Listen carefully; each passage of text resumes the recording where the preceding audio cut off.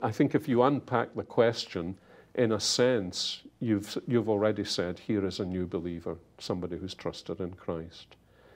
And if they go through some traumatic accident that makes us feel they are beyond our reach, then there's no reason that we should doubt their faith any more than Jesus doubted the faith of the dying thief on the cross, who, from one point of view, did not have long to produce the good works that are the fruit of faith. I think the second thing to say is there are mysteries to human existence.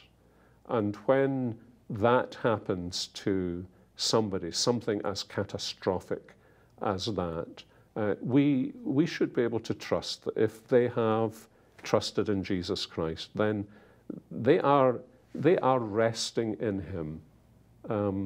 I sometimes think in this connection of the 23rd Psalm, because something interesting happens in the 23rd Psalm. The Lord is my shepherd, I shall not want. And then the dialogue changes.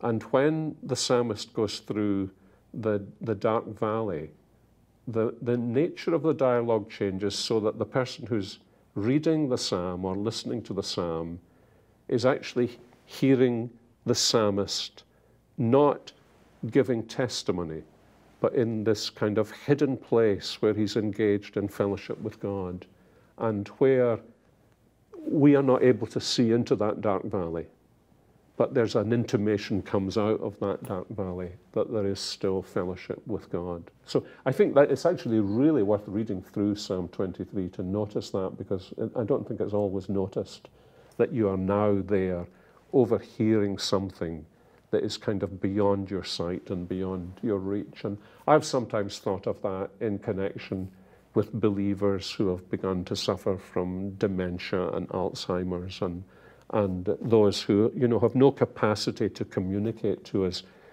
what is happening in the engagement of their soul with God. So I think that's worth really reflecting on.